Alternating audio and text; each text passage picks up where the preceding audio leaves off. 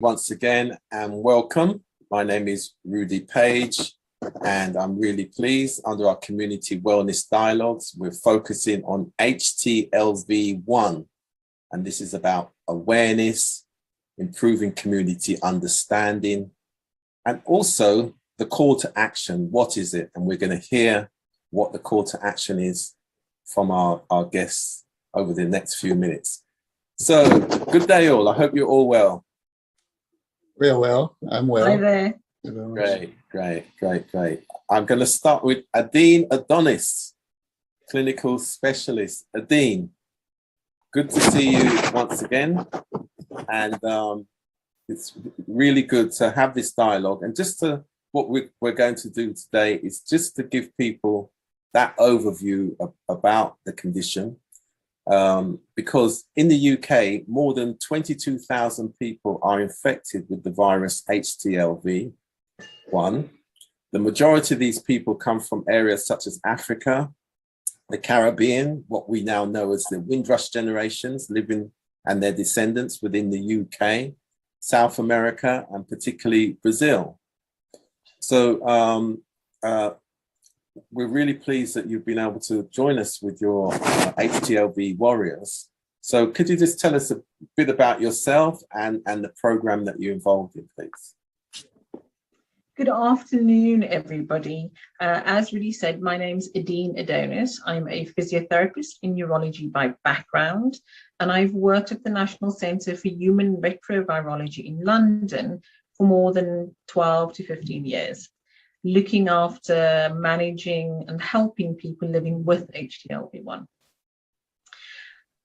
This specific session is dedicated to understanding some of the lived experiences and hearing some of the lived experiences of people who have Htlv-1.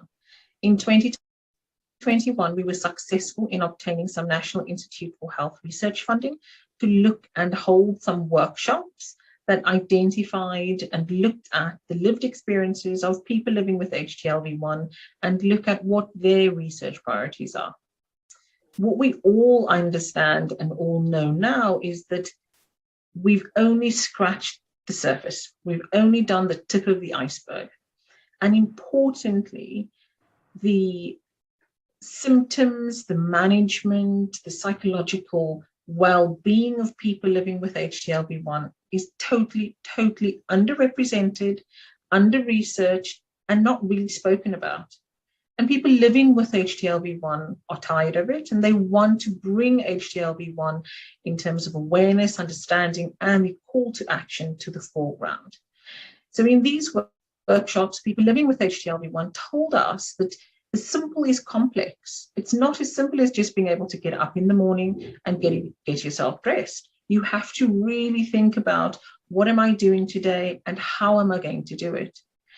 People told us about the indignities that they experience living with Htlv-1 when it comes to simple things like bladder management, bowel management, and sexual function. They also tell us how difficult it is looking to do simple things like going to pick up the post from the post office perhaps, or going out shopping for food. We know and we understand now that these are lived experiences that don't really get talked about. The isolation people feel and the daily challenges that they have are unheard of, and people are keeping it to themselves. And what we want to do in today's session is hear more about it, and what we want to do from our research and from our Htlv Warriors group is explore, expand, understand, and take action. Thank you very much for that overview. And I'm so pleased that we have two of your Htlv-1 Warriors today we're going to hear from. And I'm going to start with Sue. Sue, how are you? You're on mute.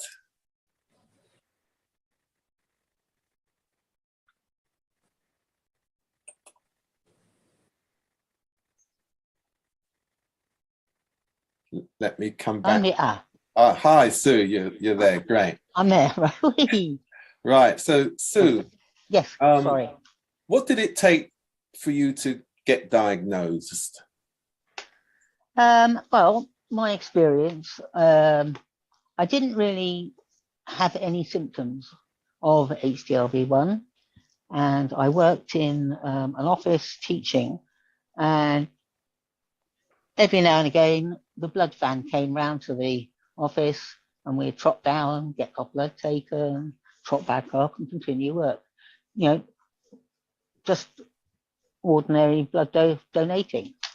And it was a little while later, it must have been at least 4 months, 5 months after that, I received a letter from Colindale, the main head office of the blood donation service, asking me to go there, as there was something that they picked up on my blood that they wanted to talk to me about.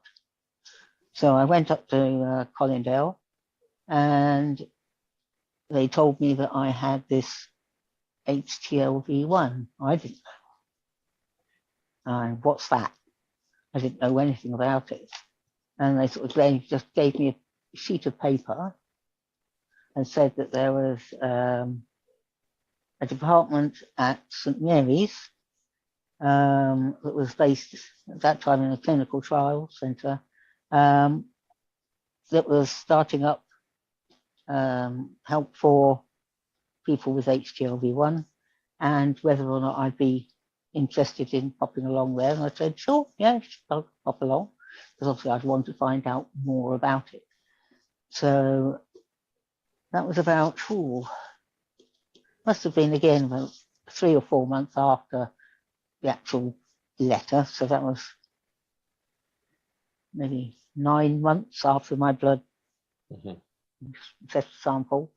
And I went to St Mary's and I saw Dr. Graham Taylor at the time, he's now professor, and he told me that he was running a program, and basically although it was more prevalent at that time in the Asian community and the Caribbean area, that they didn't know how it would affect people, Caucasian people.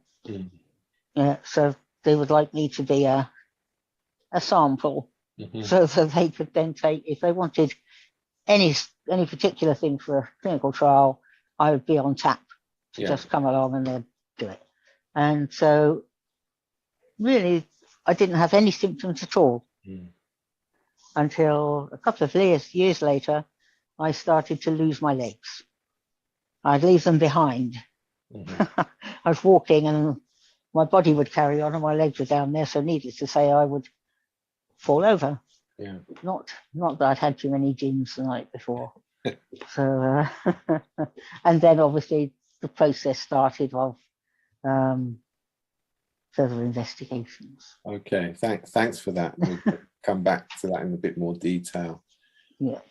So, Alfie, the same question for you, really. What did it take for you to get diagnosed?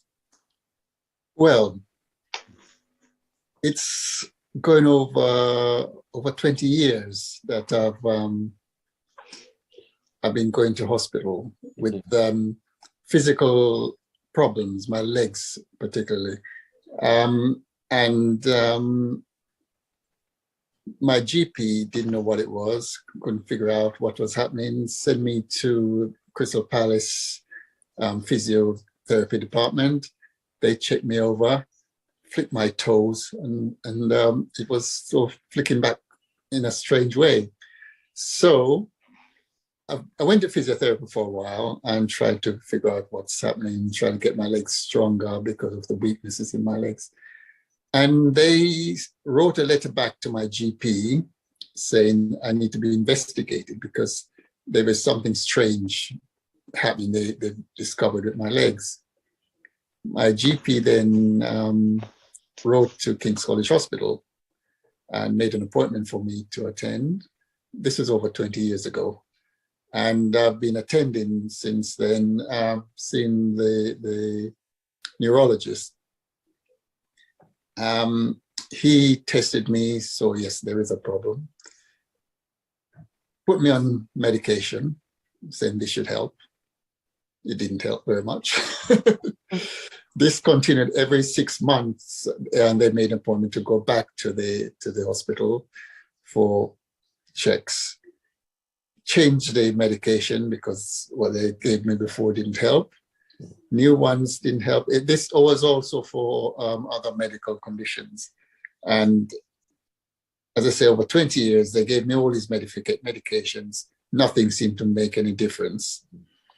Until I think it was about 4 or 5 years ago, my consultant said there has to be something wrong here, and he couldn't figure out what it was, because none of the symptoms was, he couldn't link it to MS or any of those any particular condition. Any particular condition. Mm-hmm. So I think he made an appointment for me again to say, come back, he's going to do some research, some further research, I would say. And when I went back to him, he said, he's going to give me another test, which he thinks he might be able to figure, he thinks he knows what it is now. Mm-hmm. So I gave him this test, and when he called him back, he said, he thinks Htlv-1 associated myelopathy. So I said, I don't even know what that is. I've never heard of it. Yes, and so he said, would I be willing to go to St. Mary's Hospital because they're doing research into this condition? So I said, absolutely, but I need something done because my condition just getting worse and worse over the time. Yeah. And not just my gait, the way I was walking, my weakness in my legs, and the other conditions as well. So we made an appointment, went to St. Mary's Hospital. They confirmed what it was. And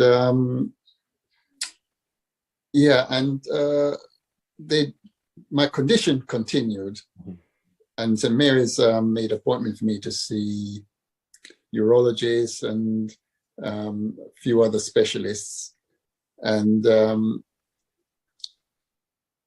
but they couldn't really help. They gave me different tablets, different medication over the time, and it still is not working. So basically, I think, as Adim would probably tell you, there is no cure for this condition. It's a condition which will continually get worse. Yeah. They can't probably help Mm-hmm. to slow it down, but it's nothing else can be done. Yeah. And so, yes, I'm in this position now where I'm taking medication. It's not really helping me. The condition is still happening. It's and I must say, it's gradually getting worse and worse for me. Yeah. Yeah. And in fact, that kind of touches on my next subject and or point to ask you both, and is how was being diagnosed and having the condition that you now know that you have, how that has impacted on your daily life. So I'll come back to Sue to answer that, then come back again to you, Alfie. Sure. So yeah. Well,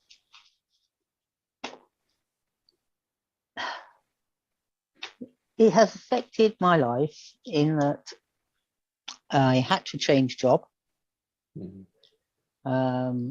Because I couldn't remain where I was, not being able to use my legs properly. Mm-hmm. And then obviously I found another job that was closer to home, fortunately. And after what seems to be quite a struggle, really, looking back on it, I would start walking with sticks, but I couldn't not even go to work without planning the day of going to work, like getting everything ready the day before for the following day. and making sure that I had enough incontinence products with me, because I know for sure I would need them throughout the day at work. And then transporting everything there. So it's been, and that was just for work. The effect that it had on family was quite devastating, because it also limited how often I could go and visit, my family, because of access to their homes. There's some had steps, quite a few steps leading up to the front door. Now I can't make steps. So I couldn't go and visit them at their home. And it was impractical for them to come here. So we'd have to sort of arrange to meet outside maybe at a restaurant. But then, restaurant, members of the public, people, making sure again I had everything with me just for that little time. And it has made a big impact on my sort of going out. It is limited. I have to, it's like a military operation if I'm going out. Okay, thanks for that. I mean, that's a real lived experience. Alfie, same to you. Yes. Well, when I got the diagnosis, I was quite happy, because I said, at least they know what they're dealing with now. And I said, yes, maybe if they know what they're dealing with, maybe it would help in giving me the right kind of treatment. But as I said, the treatment is virtually the same as I've always had, and near enough the same that they can give me, because they have got no other treatment for this. Yes, because as I said, they knew very little about this condition. So the treatment, they were just giving me medication to maybe suppress the condition. Yeah. So how did that kind of impact then? How has it impacted on your daily life? Well, basically, for going out, similar to the lady before me, and I've got to organize my life a little bit different. When I've got to prepare myself for where I'm going out, get everything I need together in a bag. And it can be quite daunting, because if I forget something, it's like one instance where I was on a bus and I didn't have the things I needed, and it was very embarrassing. I had to quickly get off the bus, basically. No one else knew why I needed to rush off the bus, but they saw me rushing off, and I think, what's going on? And it was only me knew with the condition I was in. So that was embarrassing for me, but luckily no one else could see my embarrassment. Of course. Okay. So Sue, what are the one or two things you want others to be aware of, other people to be aware of, as it relates to whether they're diagnosed or undiagnosed, I guess? Basically, if they're unsure of any condition, if they think they might have this Htlv-1 or a member of their family have it, to get a test. Get tested. Get tested. MUST in capitals underlined, must get tested. Because then you'll have peace of mind knowing that it isn't or it is. You won't be left in limbo. Well, you might have this or you might have that. You will definitely know. And then there is help. You're not alone. So if you are diagnosed, you're not alone in this.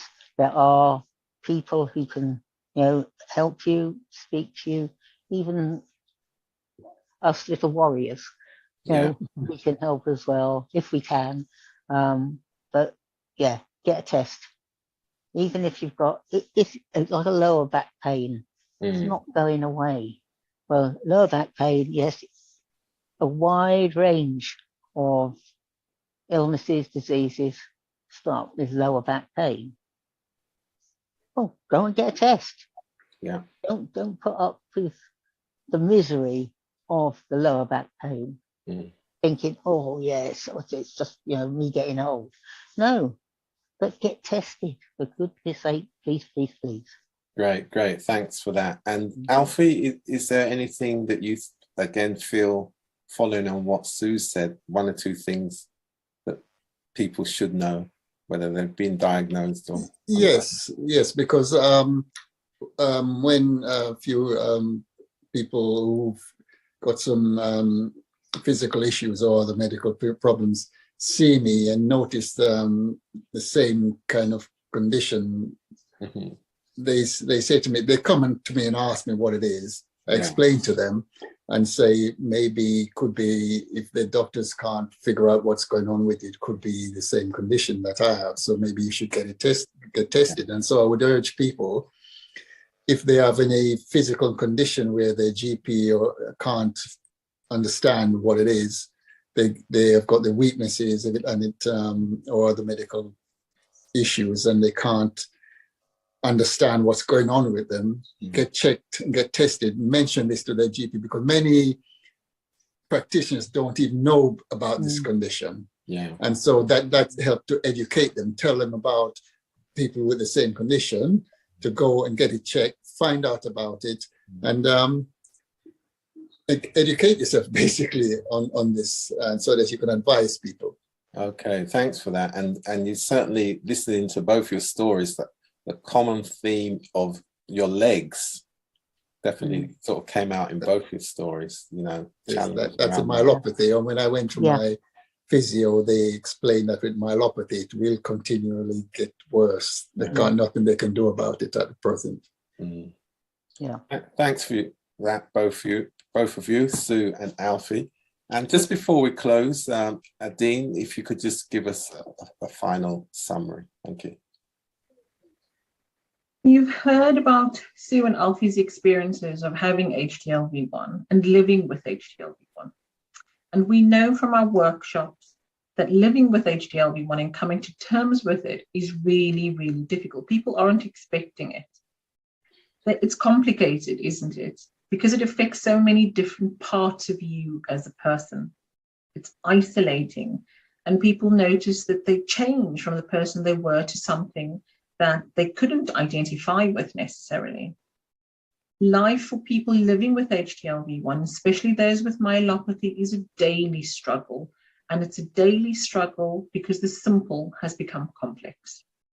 So from our point of view, I want to emphasize that there is support available, both from the HTLV Warriors, as well as from the National Centre for Human Retrovirology at St Mary's Hospital in London. We want to advocate and ask people to get tested, to call us on 0203 312 6604 if you want to speak to us to identify whether you want to come get tested, or if you have questions, or if you're worried about something.